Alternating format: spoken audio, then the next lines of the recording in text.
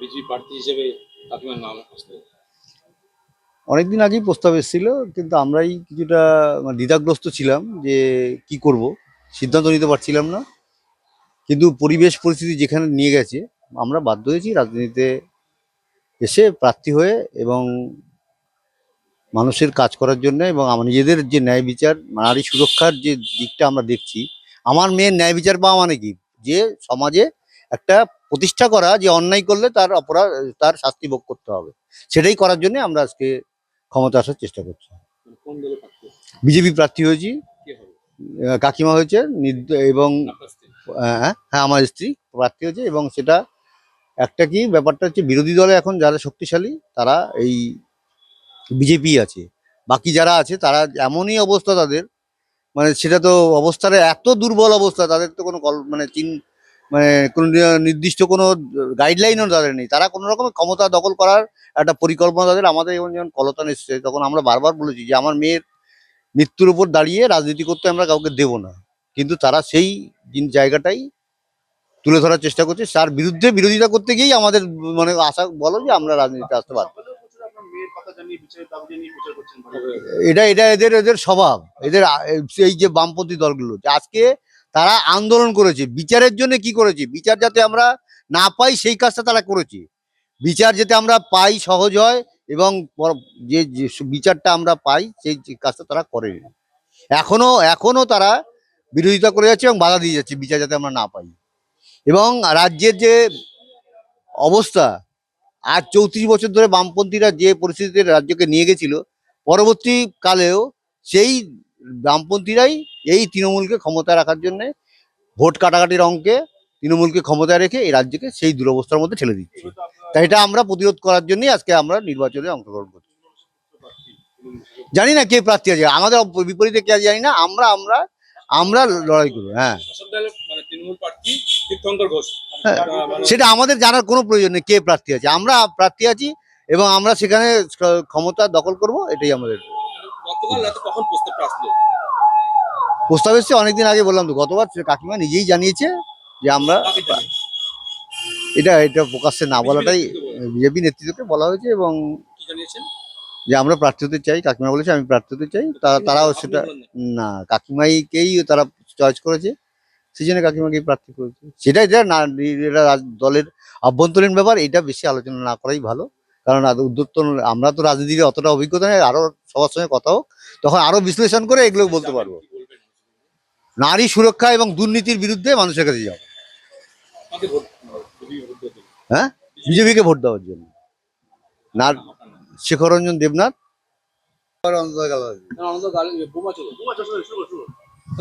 বলছি যে আপনার নাম আসছে বিজেপি প্রার্থী হিসেবে পার্টিতে, কি বলবেন? এটা আমি কালকে ডিসাইড করেছি যে বিজেপির প্রার্থী হয়ে আমি দাঁড়াতে চাই।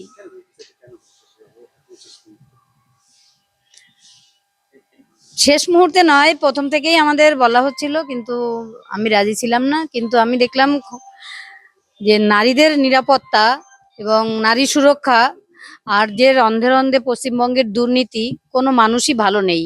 তাই আমি এই তৃণমূলের পুরো মূলটাকেই উপড়ে ফেলার জন্য আমি বিজেপিতে যোগ দিয়েছি।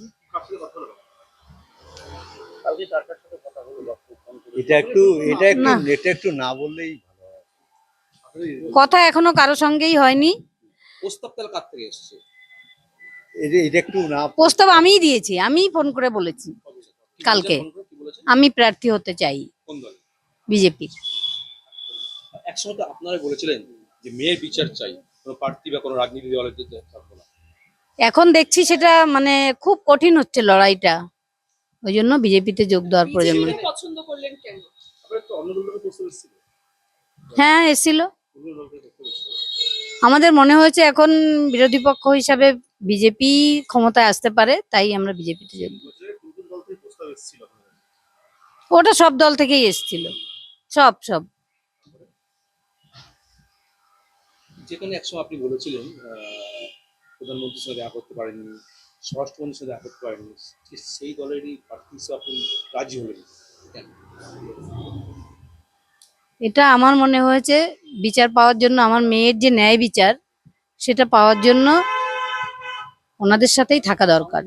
এই যে আপনি সিবিআই এর উপরে তো ক্ষোভ উঠেছিলেন এক সময়, হ্যাঁ, সিবিআই কোনো কাজ করেনি, কেন্দ্র রাজ্য সেটা এখনো আমার আছে, সিবিআই কাজ করেনি। সিবিআই সীমা আপনি পাউজা এক সময় বলেছিলেন তো কেন্দ্র রাজ্য আঘাত রয়েছে, যার ফলে আজকে আপনার মেয়ের বিচার ব্যবস্থা এখন পর্যন্ত ঠিক হয়নি, আপনি এক সময় নিজেই বলেছিলেন। হ্যাঁ, আজ কি বলবেন?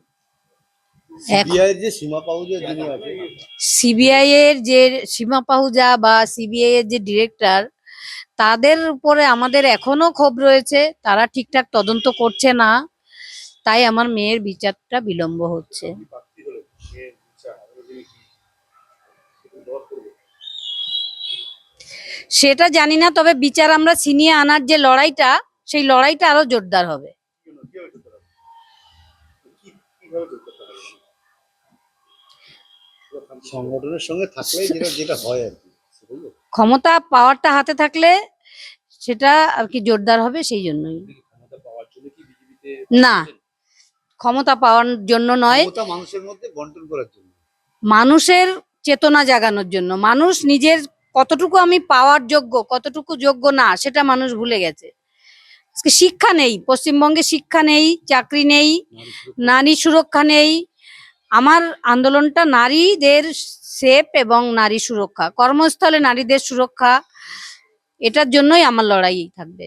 যেমন আমার মেয়েটা যে দুর্নীতির শিকার হয়ে তার প্রতিষ্ঠানিক খুন হয়েছে, সেই যে পেন্ডুলামের বাক্সটা উঠে এসেছে, সেই বাক্সর কি আছে সেটা আমি দেখতে চাই। আপনি তো কিছুদিন আগে বিজেপির উপরে নেতৃত্ব করে ক্ষোভ উগিয়ে দিয়েছিলেন, কেউ আসছে না, যোগাযোগ রাখছে না, আজকে সেই মানে আপনি আবার তিলোত্তমা মা হিসেবে প্রার্থী হচ্ছেন, বিজেপি প্রার্থী হচ্ছেন। কাটা দিয়ে কাটা তুলবো আমি, সেটা আমি জানি না, আমি তো রাজনীতির লোক নই।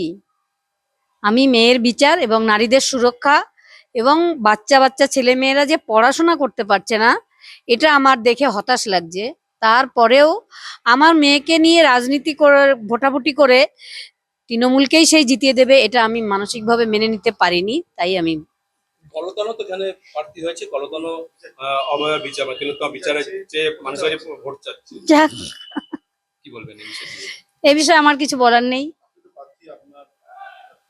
না, ওরা যদি জিততে পারে, হ্যাঁ হ্যাঁ, কাকুর থেকে শোনো,